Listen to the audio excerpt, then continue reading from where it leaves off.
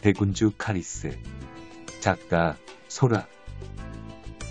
검은 갑옷으로 무장한 남자는 흐린 하늘 아래 긴 머리를 휘날리며 커다란 검을 짚고 당당히 서 있었다.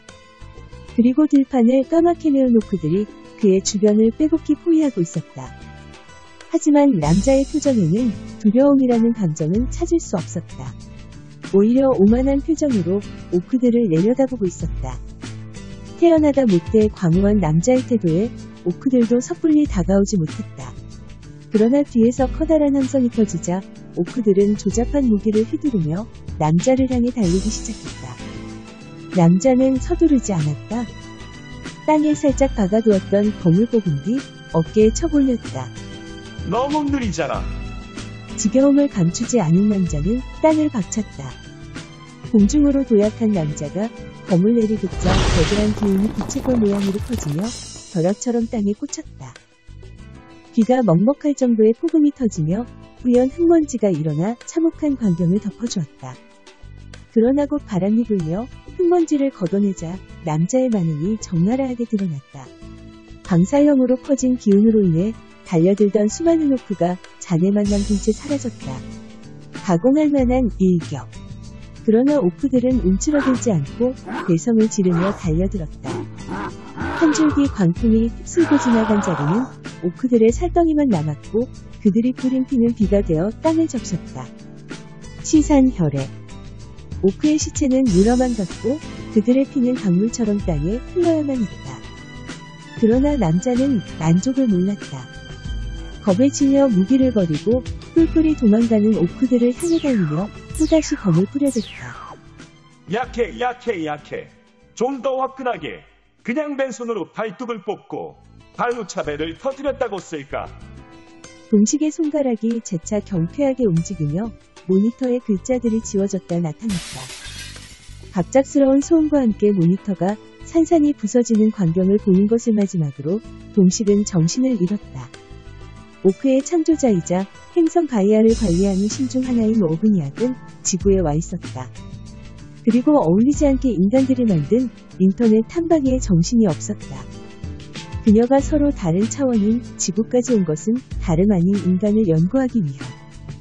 근래 신비가 매우 불편했던 워그니악이다. 그도 그럴 것이 자신이 만들어낸 피조물인 오크가 인간에게 밀려 통힘을 못쓰고 있었기 때문. 물론 투쟁의 여신인 그녀는 오크가 멸망한다고 해도 눈 하나 깜짝하지 않을 터였다. 그것이 정당한 투쟁의 결과라면 승복해야 했다. 그러나 세월이 흐르며 가이아는 신들의 잘못으로 인해 큰 전쟁을 겪으며 이 세상을 창조한 어머니 신을 잃어야 했다. 결과적으로 창조주를 잃은 세계는 외계의 위협을 막아줄 든든한 보호막을 잃어버렸다. 여기서 워그니악의 딜레마가 생겨났다. 원래 워그니악은 오크라는 종족을 만들 생각이 없었다. 무엇인가를 파괴하거나 소멸시킬 자신은 있어도 만드는 것에는 자신이 없었으니까. 그러나 외계와의 전쟁이 발발했을 때 앞장서서 싸울 용맹스러운 종족이 필요하다는 창조주의 부탁으로 인해 자신을 본떠 오크를 만들어야 했다. 하지만 노력이 무색하게도 오크들은 번성은커녕 멸종을 걱정해야 하는 형편에 처한 상황. 창조주를 잃은 데다 오크들이 거의 몰락하는 바람에 오크의 존재 이유가 사라진 마당이다. 그로 인해 시내에서 다른 신들에게 은근히 무시까지 당하는 수모까지 겪어야 했다. 싸움이라면 자다가도 벌떡 일어나 뛰쳐나갈 워그니악이다. 그러나 지금은 신들 간의 분쟁은 금지되어 있었다. 그저 분통만 터뜨리는 수밖에. 어쩔 수 없이 윤회를 담당하는 운명의 여신을 찾아갔다. 그리고 그녀와 상의 끝에 오크를 번성시킬 영웅을 하계에 태어나게 할 계획을 짰다. 필요한 재능을 모조리 지닌 오크의 영웅. 하지만 다른 신들이 문제였다.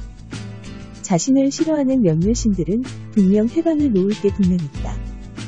그들은 현재 오크 유익기를 내심 고소해 하고 있었다. 그들의 눈을 피해 오크의 영웅을 태어나게 하기란 여간 까다로운 게 아니었다. 때문에 적당한 방법을 찾고자 그리고 인간에 관한 연구도 할 겸 지구로 온 것이다. 지구로 온 워그니악은 마음껏 움직일 수 없었다. 아무래도 손님 신분이었기에 제약이 많았던 것. 그로 인해 자신의 거처에서 학예를 내려볼 수 있었던 것과 달리 이곳에서는 직접 정보를 구해야 했다. 결국 어그니악은 지구의 관리자에게 조언받은 대로 인터넷을 이용해 인간에 관한 정보를 모았다. 그리고 결론을 내렸다. 인간이 번성한 이유는 욕망 때문이라고. 물론 인간을 제외한 다른 종족 또한 욕망은 가지고 있다. 다만 욕망의 크기가 다를 뿐. 어그니악은 오크를 번성시킬 뾰족한 수가 나오지 않자 짜증이 치밀었다. 잔머리를 굴리는 것은 그녀의 성격에 맞지 않았다. 치밀어 오르는 짜증을 참지 못한 어그니악은 별 소득도 없이 귀환을 결심해야 했다. 어그니악은 한 건물위에서 눈앞에 펼쳐진 빌딩 숲을 쭉 둘러보았다. 마치 저 마철로들이 오크들의 앞을 가로막은 장벽으로 보였다. 재차 짜증이 난 그녀는 자신의 거처로 돌아가기 위해 허공을 주먹으로 때렸다. 짜증으로 인해 그녀가 간과한 게 있었으니 공간을 비틀어 차원을 이동할 때 발생하는 여파였다.